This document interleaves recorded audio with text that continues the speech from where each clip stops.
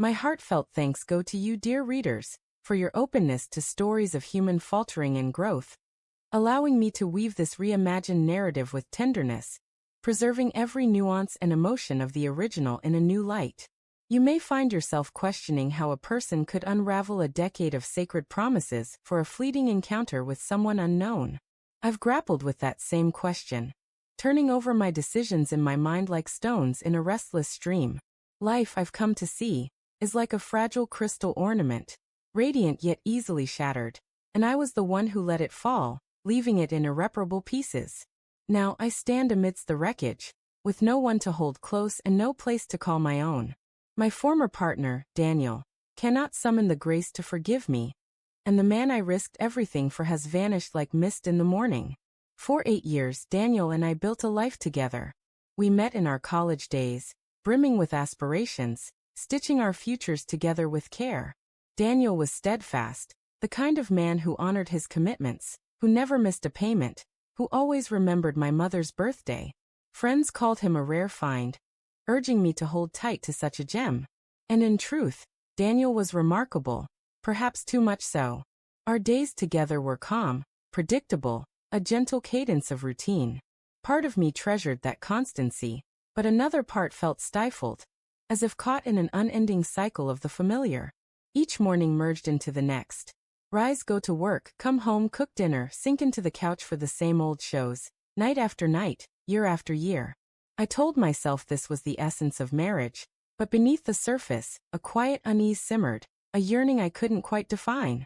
That restless spark flickered until the night I met Ethan at a friend's birthday celebration. He wasn't exceptional by worldly standards, just a man in the crowd, but our conversation ignited something vibrant within me. Ethan was lively, captivating, unpredictable in a way that felt like a sudden breeze on a still day. When we spoke, he didn't merely hear me. He absorbed my words, his gaze fixed on mine, making me feel like the only person in the room. In that instant I thought, this is what I've been missing. It was exhilarating, dangerous, forbidden, yet utterly irresistible. It started innocently enough with messages, playful at first, then edged with something more. I assured myself it was nothing serious, just a passing thrill, but in my heart, I knew I was crossing a perilous line.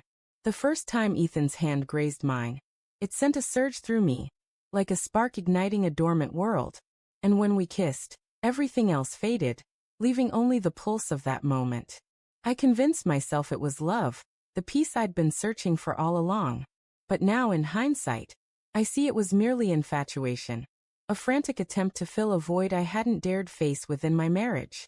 Daniel remained unaware at first, his faith in me unshaken, which only sharpens the sting of my betrayal. While he envisioned our shared tomorrows, I was drifting away, pouring my heart into another. I'll never forget the evening he uncovered the truth. Over dinner he was subdued, his fork pushing food around his plate. Then abruptly he looked at me and asked, "Who is he?" My heart froze. His voice carried the weight of certainty. I admitted everything, the hidden texts, the stolen moments, the nights I claimed were spent working late. Daniel didn't shout or break anything. He just sat there, tears shimmering in his eyes, and said, 8 years. I gave us 8 years, and this is what you chose. That was the moment I lost him for good. I held on to the hope that Ethan would make it all worthwhile, that I hadn't torn apart my marriage for nothing. But reality was harsh. Once I left Daniel, once I packed my things and walked away from our shared life, Ethan began to shift. The spark that had pulled me in dimmed the moment I was free. His responses grew distant, his time suddenly too scarce for me. I tried to brush it off, telling myself he just needed space. But the truth struck me one night when I asked if we could build something lasting. He laughed, a sound that pierced me, and said, "You're moving too fast. I'm not looking for anything serious." The world seemed to crumble beneath me. I had sacrificed my marriage for a man who never truly wanted me. The shame burned deeply. I tried to go back to Daniel, to plead for forgiveness, to swear I'd made a terrible mistake. I stood before him, tears falling, promising to do anything to repair what I'd destroyed. But his face was immovable, like stone. "You made your choice," he said. "Now you have to live with it." And so I am, living with it, alone. The nights are the heaviest, lying awake in the dark, staring into the void, recalling the comfort of Daniel's presence beside me, the security of his arms.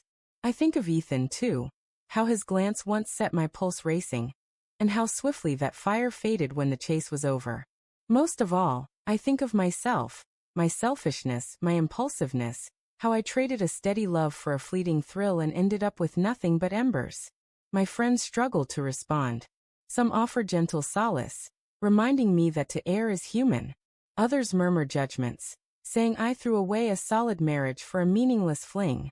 Perhaps they're right. Stripped of all justifications, the truth is clear. I betrayed a man who loved me wholly for a stranger who cared little. I told myself it was passion, but it was frailty. Now the life I held dear, the love I took for granted, is gone forever. Do I regret it? With every heartbeat. But regret cannot rewrite the past. It doesn't erase the hurt in Daniel's eyes or the careless dismissal in Ethan's voice.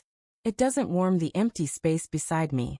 Betrayal, I've learned, isn't just about desire or selfishness. It's about blindness. I was blind to the treasure I held, blind to the life I was casting aside, blind to the mirage I pursued. And when my vision cleared, everything I valued was gone. So here I am. The woman who threw away 8 years for a passing stranger. The woman whose former love cannot forgive her, whose fleeting lover won't claim her. The woman who thought she was chasing love, but stumbled into isolation. Perhaps the deepest lesson is this. If you cannot value what you hold, no pursuit will ever bring you joy. My gratitude goes to you, dear readers, for journeying through this tale with me, for holding space for its truths, and for reminding me that even in our brokenness, there is worth in sharing our stories.